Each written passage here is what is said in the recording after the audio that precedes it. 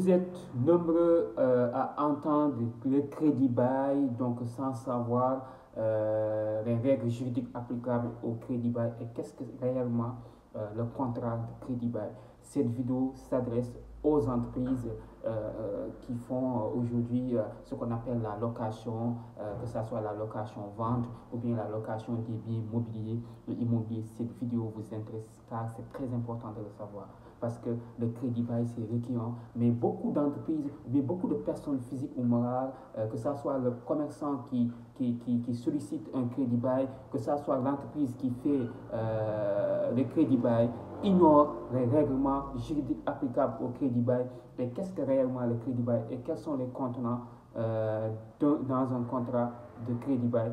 Qu'est-ce qu'il faut vraiment mentionner dans le contrat obligatoirement.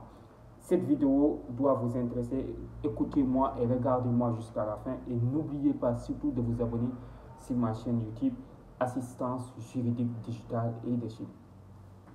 Mesdames et messieurs, bonjour. Je suis Amadou Alikan, coach formateur en droit des entreprises, concepteur de LegalBot certifié par LegalTech Academy Laoya de Paris. Donc, je suis certifié en assistance juridique virtuelle, en création d'algorithmes juridiques depuis 2021 par LegalTech Academy Laoya de Paris.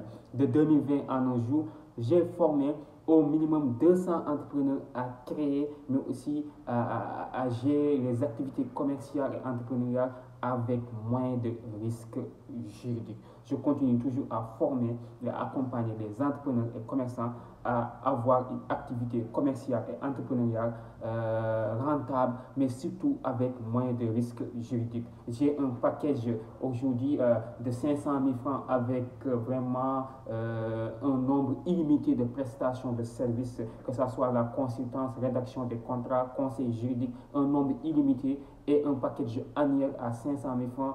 Vous aurez un nombre illimité de prestations de services et un package annuel à 200 000 francs avec le droit de 12 prestations de services donc dans le cadre de l'accompagnement juridique.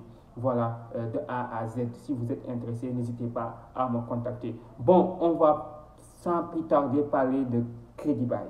Le contrat de crédit bail, il est d'abord essentiel de savoir qu'est-ce que c'est le crédit bail. Le crédit bail, c'est une relation, en fait. C'est une relation qui existe entre le crédit bailleur et le crédit preneur. Donc, le crédit bailleur doit être une entreprise qui a des biens matériels, ou bien une entreprise qui est dans le cadre immobilier, dans le cadre de la vente de matériel mobilier ou immobilier. Maintenant, l'entreprise qui est dans la vente ou bien qui est dans la location de biens matériels ou bien qui est dans la vente de biens mobiliers ou immobiliers fait ce qu'on appelle le crédit bail. Et cette relation qui lie entre le crédit bailleur, l'entreprise crédit bailleur et la personne physique ou bien la personne morale ou si vous voulez l'entreprise qui veut vraiment louer ses biens, que ce soit ses biens mobiliers ou immobiliers, on l'appelle le crédit preneur.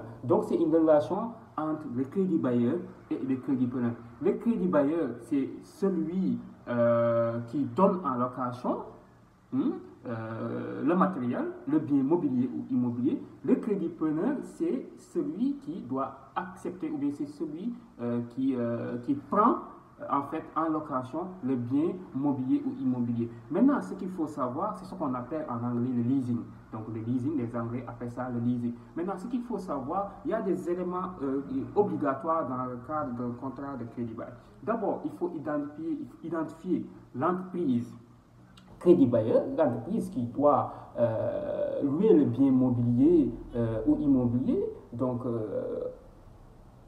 au locataire. Donc, c'est quelle entreprise, il faut identifier quand même l'entreprise. Donc, que ce soit son siège social, son adresse, représentant de l'entreprise dans le cadre du contrat qui va le lier. Donc, il faut identifier l'entreprise. Et il faut identifier aussi le locataire dans le cadre du crédit bail, c'est-à-dire le crédit preneur, l'entreprise qui doit prendre le matériel ou bien le bien mobilier ou immobilier. Il faut identifier les deux types d'entreprises. C'est très intéressant de le savoir. La deuxième chose qu'il faut savoir, il faut préciser le prix de vente Donc, il faut préciser le prix de vente, la description du bien à vendre, mais aussi le prix de vente. Il faut décrire le matériel, si c'est un bien mobilier, décrire le bien mobilier à vendre, si c'est bien immobilier, décrire le bien immobilier à louer, si c'est un bien immobilier, décrire le bien immobilier à louer. Donc, il faut la description du bien, que ce soit les matériels, que ce soit, quand on parle de matériel, on parle de bien immobilier, que ce soit un bien immobilier, il faut décrire quand même le bien à louer et la durée du bail. C'est très important de le savoir, la durée du bail. Donc la durée 4 ans, 5 ans, 6 ans, il faut préciser quand même la durée du crédit bail. Et il faut quand même proposer une règle, si par exemple une règle par exemple de rachat anticipé, parce que l'objectif du crédit bail, pour la plupart, c'est de permettre au crédit preneur donc de racheter le bien à la fin du contrat de crédit bail. Le crédit preneur prend le matériel pour location à une durée de 5 ans et maintenant, arrivé au terme du contrat, l'objectif du crédit bail, c'est de permettre au crédit preneur de racheter le bien, donc d'avoir accès au bien. Donc, il faut proposer une clause de rachat, donc anticipée. C'est comme par exemple la location-vente. La location-vente, aujourd'hui, beaucoup d'entreprises qui font l'immobilier font ce qu'on appelle la location-vente. La location-vente est un crédit bail. Donc, l'entreprise qui est dans le domaine immobilier propose, offre, je ne sais pas, loue à un bien immobilier à une personne physique ou bien à une personne morale, tout dépend. Donc voilà, à une durée bien déterminée, dont l'objectif est en fait de racheter et de vendre le bien à la fin du contrat. C'est très intéressant de le savoir. Dans le cadre du crédit bail, pour la plupart, l'objectif c'est permettre quand même à la fin du contrat de crédit bail que l'entreprise puisse posséder le bien, donc le bien loué. Donc ça aussi, il y a deux solutions, il y a deux choses qu'il faut retenir en crédit bail. Soit l'entreprise crédit bailleur permet, dans le cadre du contrat fixe, à la fin du contrat de crédit bail, de permettre au créditpreneur d'appartenir le bien loué, n'est-ce pas? Ou bien, à la fin du contrat de bail, de permettre au créditpreneur de rendre le bien. Soit, à la fin du contrat de crédit bail, le créditpreneur doit rendre le bien, lui, ou bien, peut-être il peut y avoir une possibilité de renouvellement du contrat de crédit bail, ou bien permettre quand même au créditpreneur d'acheter, d'appartenir le bien lui.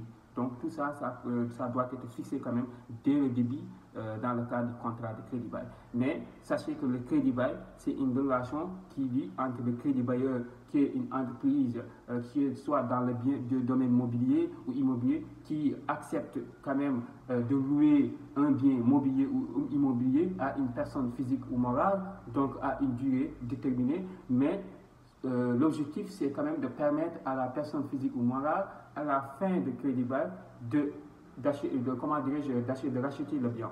Donc voilà, d'appartenir le bien. C'est très intéressant de savoir, mais toutes les conditions doivent être fixées dans le contrat du crédit bail.